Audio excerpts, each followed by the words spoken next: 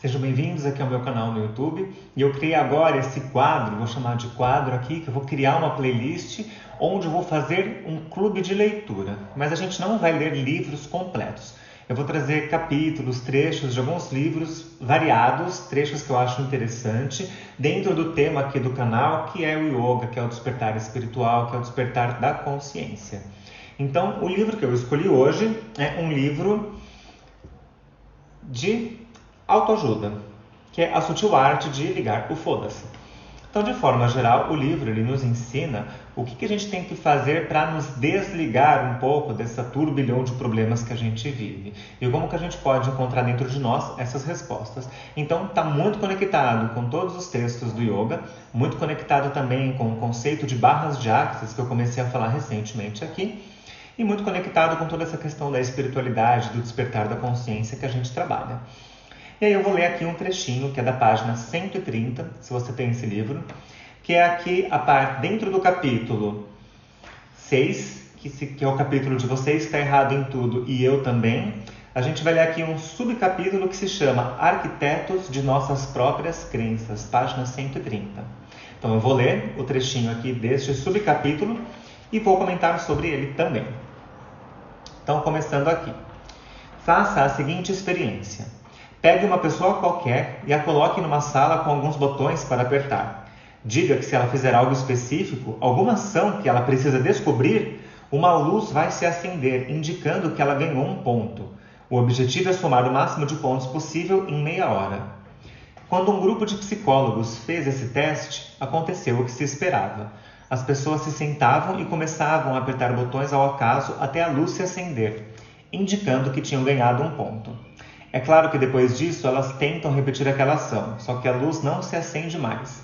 Então começam a tentar combinações. Apertar este botão 3 vezes, depois aquele botão uma vez, depois esperar 5 segundos e tcharam! Mais um ponto. Até que em seguida isso também deixa de funcionar. Talvez não tenha nada a ver com os botões, eles pensam. Talvez tenha a ver com a minha posição na cadeira, ou o que estou tocando. Talvez tenha a ver com os meus pés. Plim! Mais um ponto. Sim, talvez sejam os pés e depois apertar outro botão. Plim! Geralmente, cada pessoa leva de 10 a 15 minutos para descobrir a sequência específica de ações para obter mais pontos. Costuma ser algo estranho, como ficar num pé só ou apertar uma longa sequência de botões por um tempo específico, com o corpo voltado para uma determinada direção. Sabe o que é mais engraçado? É tudo aleatório. Não existe sequência, não existe relação com o que a pessoa faz. É só uma luz que se acende e um apito. E as pessoas ficam ali na sala dando piruetas e achando que aquilo está valendo alguma coisa. Deixando de lado o sadismo da situação, o propósito do experimento é mostrar como a mente humana é rápida em criar e acreditar em um monte de bobagens irreais. E ao que parece, também somos muito bons nisso. Cada participante do experimento saía da sala convencido do que havia entendido a lógica, de que havia entendido a lógica por trás daquilo e ganhado o jogo. Todos acreditavam ter descoberto a sequência perfeita de botões, só que os métodos criados eram tão únicos quanto os indivíduos colocados à prova. Um homem inventou uma sequência enorme de acionamento de botões que só fazia sentido para ele mesmo. Uma jovem se convenceu de que uma das ações necessárias era bater no teto determinado número de vezes. Saiu da sala esgotada de tanto pular. Nosso cérebro é uma máquina de gerar significados. O que entendemos por significado são associações mentais entre 2 ou mais eventos. Se apertarmos um botão se apertamos um botão e vemos uma luz se acender, concluímos que o botão foi a causa e a luz a consequência. Em essência, significado é isso. Botão, luz, luz, botão. Vemos uma cadeira, notamos que é cinza. Nosso cérebro estabelece uma associação entre a cor, cinza, e o objeto, cadeira. E elabora um significado. A cadeira é cinza. Nossa mente está sempre em atividade, gerando mais e mais associações para nos ajudar a entender e controlar o ambiente que nos cerca. Tudo que vivemos, seja interno ou externamente, gera novas associações e conexões mentais. Tudo. Desde as palavras nesta página, passando pelos conceitos gramaticais que você usa para entender as frases, até as divagações em que sua mente se perde quando o meu texto fica chato ou repetitivo. Cada um desses pensamentos, impulsos e percepções é composto de milhares de conexões neurológicas que, disparadas ao mesmo tempo, iluminam sua mente com um clarão de conhecimento e compreensão. Só tem 2 problemas. Primeiro, o cérebro é imperfeito. Confundimos o que vemos e ouvimos, esquecemos fatos e fazemos interpretações incorretas. Segundo, o cérebro tende a se apegar aos significados que criamos.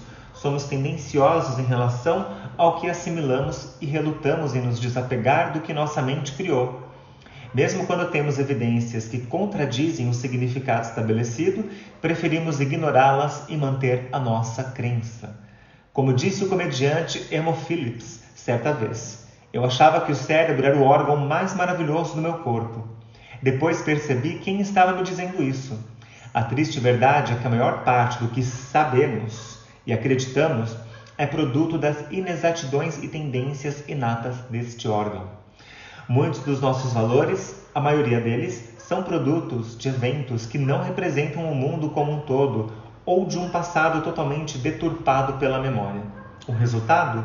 Grande parte das nossas crenças é incorreta. Ou, para ser mais exato, todas são. Algumas apenas são menos que as outras. A mente humana é um amontoado de inexatidões. E apesar de isso ser um conceito desconfortável, aceitá-lo é muito importante, como veremos. Então aqui eu encerro este subcapítulo de arquitetos das nossas próprias crenças, o que isso significa. Quando o capítulo diz aqui que nós não sabemos nada, ou tudo que a gente sabe está errado, ele nos traz aqui um alerta, porque a mente, o pensar, ele vai até a nossa limitação de tudo que a gente viveu nessa vida. Então o que isso significa? Que a gente tem uma limitação de a gente vai só até um ponto. Para nós, ir até este ponto é o correto, é a verdade que nós temos. Agora, se a gente abraça isso com toda a força e carrega isso para a vida inteira, a gente não se abre mais para as outras verdades que estão surgindo ao longo da nossa vida. E abraçar essa primeira verdade que apareceu, ela foi uma verdade até a limitação que a gente tinha naquele momento. Quando a gente está aberto a receber o novo, sempre de peito aberto, de coração aberto e principalmente de mente aberta, a gente sai da zona de julgamento. O que significa isso? Quando eu estou julgando, eu estou ali preso na dualidade do certo e do errado. Então, quando ele diz tudo está errado, na verdade, o que ele quer dizer? Não se prenda às verdades que você tem hoje, porque elas podem ter alguma limitação. É uma forma de crença, é uma crença. Isso foi passado para você em algum momento da vida, fez muito sentido naquele momento e você carrega isso com você enquanto faz sentido. Em algum momento chega uma nova verdade e bate de frente com a verdade que você tinha e elas são opostas. E aí você tem que sair dessa zona de julgamentos e analisar. Você observa de fora. Opa, tenho 2 coisas aqui diferentes. Analisei de fora essas 2 situações. A verdade que eu tinha passou a não fazer sentido. Eu elimino. Ela não faz mais sentido. Eu trago essa nova verdade comigo e eu carrego ela. Sem agarrar, sem abraçar com tanta força. Porque hoje essa verdade faz sentido. Amanhã talvez não faça mais. Então o truque aqui da mente, a mente é uma armadilha na verdade. Enquanto você está lá associando qualquer ação com coisas na sua vida, você vai achar que apertou o botão, a luz acendeu e que essa é a única verdade que você tem no momento. Até que em algum momento você percebe que essa verdade não funciona mais.